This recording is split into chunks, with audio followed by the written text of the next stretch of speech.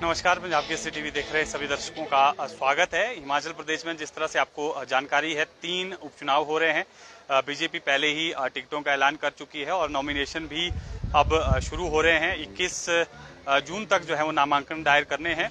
Congress party की तरफ से भी आज 2 टिकट जो हैं वो फाइनल हो गए हैं। नालागढ़ से पहले भी जो प्रत्याशी रहे हैं उन्हीं पर जो है इस बार फिर से कांग्रेस ने दाव खेला है। हरदीप सिंह बाबा को टिकट जो है यहाँ पर मिला है और इसी तरह से हमीरपुर से पुष्पेंद्र को जो है फिर से टिकट दिया गया है। इससे पहले भी कांग्रेस पार्टी के वही प्रत्याशी थे जब विधानसभा के चुनाव हुए थे 2022 में, लेकिन निर्दलीय प्रत्याशी जो है यहाँ पर जीतकर जो है वो विधानसभा पहुंचे थे। अब उनके इस्तीफे के बाद फिर से चुनाव हो रहे हैं। हालांकि बीजेपी ने आशीष शर्मा को फिर से टिकट दिया है और कैंडिडेट हमीरपुर से बनाया है, लेकिन कांग्रेस ने भी जो है वो अब टिकट जो है वो पुष्पेंद्र वर्मा को ही दिया है। पिछली बार भी इनको ही कांग्रेस पार्टी की तरफ से यहाँ पर उम्मीदवार बनाया गया था, लेकिन कामयाबी इनको नहीं मिली।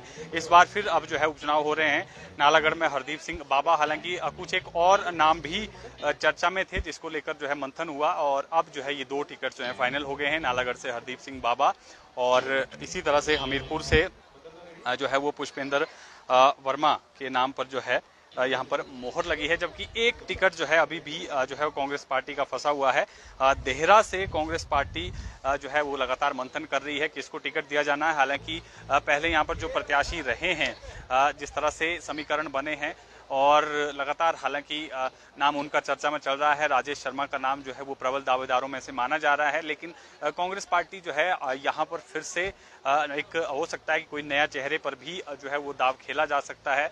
रविंदर नवी का नाम भी चर्चा में है। रविंदर नवी हालांकि बीजेपी के नेता हैं, लेकिन चर्चा ये है कि कांग्रेस पार्टी कोशिश कर रही है कि इनको अपने खेमे में जो है वो मिला लिया जाए और इनको जो है वो टिकट यहाँ से दिया जाए। इसके अलावा जो धवाला हैं, रमेश धवाला, बीजेपी के पिछली बार वो जो है वो यहाँ पर विधायक के तौर पर चुने गए थे और अब क्योंकि वहाँ से लगातार जो है वो चर्चा चल रही है, रविंदर रवि के नाम पर भी चर्चा चल रही है और राजेश शर्मा के नाम पर भी जो है यहाँ से चर्चा जो है वो चल रही है। तो देहरा से जो है कांग्रेस पार्टी अभी टिकट का जो है ऐलान नहीं कर पाई है और अब देखना होगा कि किसको जो है वो देहरा से कांग्रेस पार्टी जो है यहाँ पर जो है वो चुनाव मैदान में उतारती है और लगातार मंथन जो है इसको लेकर चल रहा है। लेकिन कहीं ना कहीं जिस तरह से 3 इस्तीफे ये निर्दलीय विधायकों के हुए थे और उसके बाद से अब 3 जो उपचुनाव जो है हिमाचल प्रदेश में फिर से हो रहे हैं,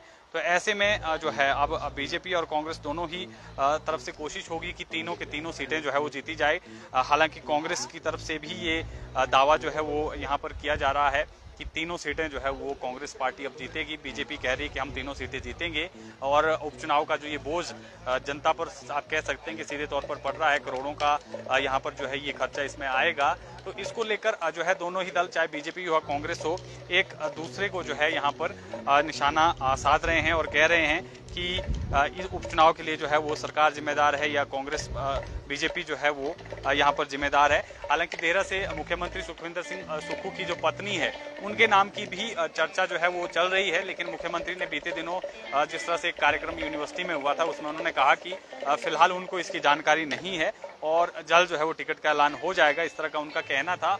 लेकिन कहीं ना कहीं उनकी पत्नी का नाम भी जो है वो देहरा विधानसभा क्षेत्र से चल रहा है और अब देखना होगा कि किसको यहाँ पर जो है वो टिकट मिलता है। लेकिन दावेदारों की लिस्ट जो है वो देहरा से भी काफ़ी लंबी जो है वो बताई जा रही है। कांग्रेस पार्टी के खास तौर पर जो देहरा से उम्मीदवार हैं, राजेश शर्मा का नाम जो है वो प्रबल दावेदारों में से माना जा रहा है। मुख्यमंत्री की पत्नी है और होशियार सिंह यहाँ से बीजेपी के प्रत्याशी हैं जो निर्दलीय पिछली बार चुनाव लड़े थे, लेकिन इस बार वो जो है वो यहाँ पर बीजेपी के टिकट पर जो है वो यहाँ पर चुनाव लड़ रहे हैं। तो काफ़ी दिलचस्प ये देखना होगा देहरा से कि किसको जो है कांग्रेस पार्टी यहाँ पर टिकट देती है। क्या मुख्यमंत्री सुखविंदर सिंह सुक्खू की पत्नी यहाँ पर जो है चुनाव लड़ती है या किसी और को जो है यहाँ पर जो है वो प्रत्याशी बनाया जाता है। तो फिलहाल के लिए इतना ही। ताज़ा तरीन अपडेट के साथ फिर जुड़ेंगे। आप बने रहें पंजाब केसरी हिमाचल के साथ।